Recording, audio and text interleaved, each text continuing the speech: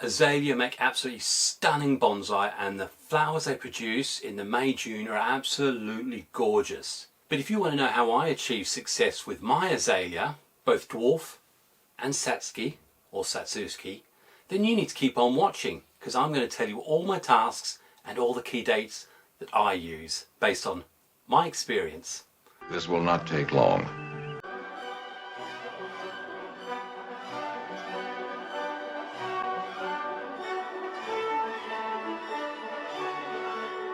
Hi, it's Xavier and welcome to my bonsai calendar. I think this will be the third one, and as you've guessed, we're going to be looking at Satsuki or Satsuki Azalea. And let's get that one first. Some people call it Satsuki, some Satsuki, and some probably say something completely different. There's no right answer. It's regional, it's dialectal. Dialectical, is that electrical but with a D?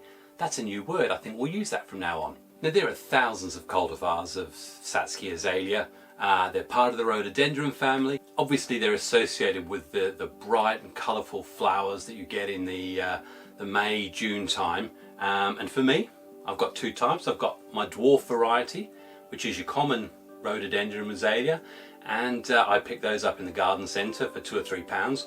Or you've got your imported Satsuki azaleas or Satsuki azaleas, and I've had these since 2017, 2018. Now I believe the name Satsuki is derived from two words, sa, which I believe is 5, and tsuki, with a T of course, refers to the moon. I think it's the 5th lunar cycle in the Oriental calendar, which equates to us for June time.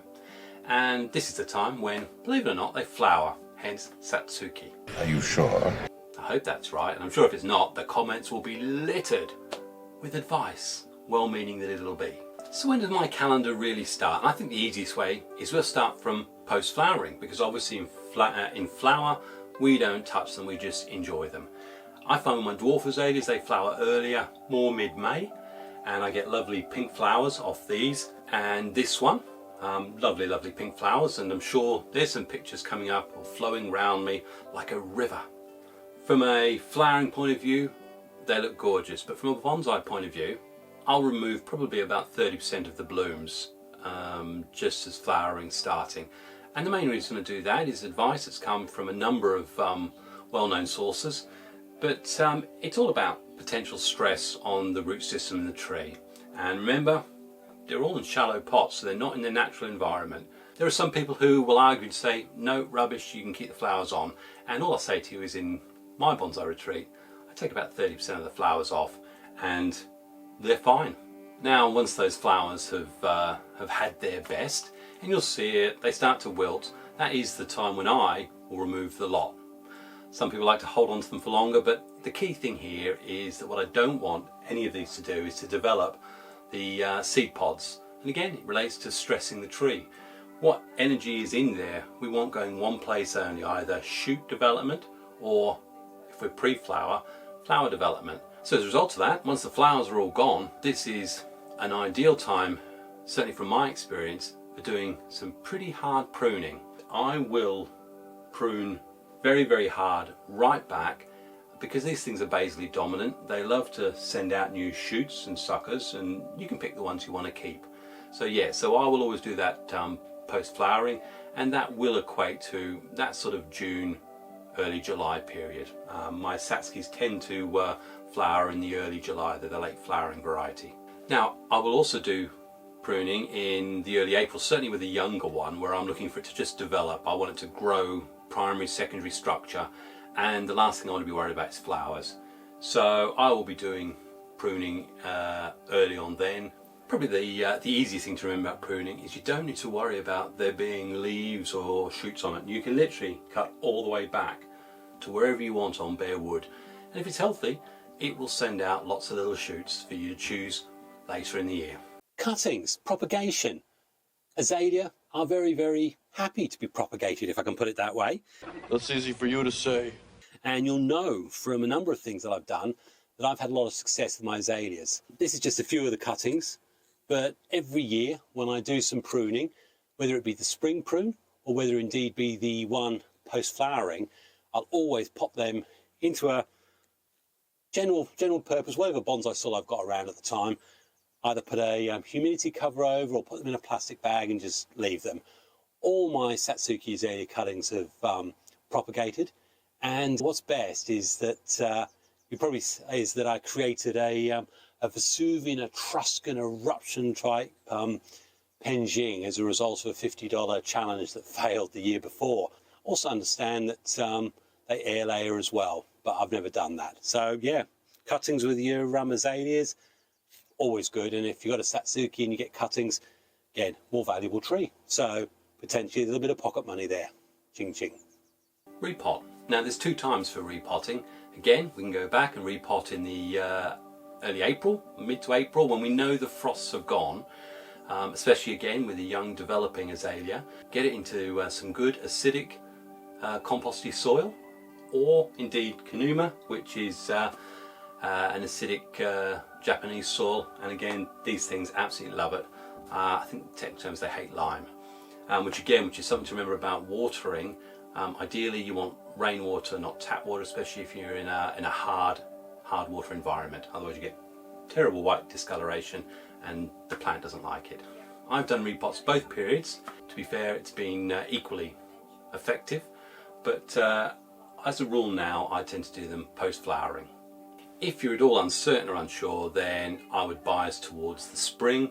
One of the big reasons for that in the European climates is that we don't get that warmer, humid weather that happens in the Asian countries, which probably aid and make that June repot a lot more effective and easy for the tree to bear. But in short, I've done both, and it's up to you.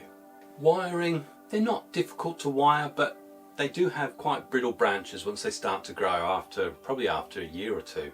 This is all sort of early this year's growth or last year's. It's still fairly manageable, and you could apply wire.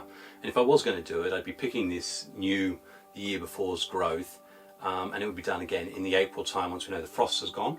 And the reason I would be doing that is primarily to position the heads of the buds, because the best time of this tree is when those flowers are out, and what you traditionally want to see happen is the flowers pointing towards you. And so you often see them wired that way, and a lot of the professional growers really are less bothered about how it looks once the flowers have dropped. Are you making all this up? I'm sure someone's going to say something, but more it's aimed everything about that flower show. As I say, they do have brittle branches. Again, I tend to wire post-flowering. I might have a look at it in the summer, but I have wired in the August, but generally for me it's that middle to late spring. Pests?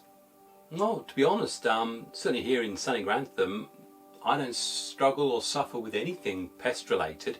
I understand they can get a bit of green fly, but you know, touch wood, I've never had any issues with sort of insectoid pests. I think if you look at some of my earlier videos, you'll say I keep worrying about the discoloration of leaves, and you get in the reds, blacks, yellows, and I've actually reached the point where I've realised that waterlogging, which is a big issue for these, can also cause your discoloration to your leaves. They don't like to be sitting in water, so again you want your soil to be quite free draining. Also found the discolorations happen as a result of tap water, and again I found Epsom bath salts sprinkled over them seems to also help. Scientific reason for that, I'm sure, and somewhere in the comments there might be an answer to why, but that's been an effective remedy as well. Certainly I think one of the key tasks I'll do, and it is right at this time, just as we've got through the mid to late autumn, I remove all the yellowing leaves, clear all the leaf mass off the soil tops, clean up the trunk, and just make sure there's nothing mouldy or horrible going on. Spiders love to make camps in these things, and I get it all. And the last thing I want is curled up spider infested leaves sitting with the tree all through the winter, and it just doesn't help the tree. So this one now will be ready to go into the cold frame, because as soon as we start reaching the frost temperatures, then I put them in the cold frame, and they do fine. Don't overwater them, and that's got to be the biggest thing over the winter. Don't overwater them. Keep them out of the wind, and if you haven't got a cold frame, again, buy a fence line low down, and potentially over shelter, so that you can watch out for anything that may lead to waterlogging, because that you don't want. The roots will rot. That's my points about azalea. There's always different opinions and views, but I've been keeping them in the garden since 2017. So that's at least six growing years I've had these, and what I've just said to you works best for me. Again, always bear in mind that your microclimate may be different from mine, so you're always going to have to adapt. But I suppose the key thing, if you remember, frost is not a good thing for the azalea. Protect it. So if you've enjoyed my little bonsai calendar for azalea with key tasks, then hit the like. If you think someone else would enjoy it and loves the flowering Satsuki azalea or dwarf azaleas, then again, share it on social media. Always make sure you subscribe, because that gives me that warm fuzzy feeling, which will give you a warm fuzzy feeling. And as you all know, that's a win-win. Apart from that, happy bonsai and God bless. Cheers.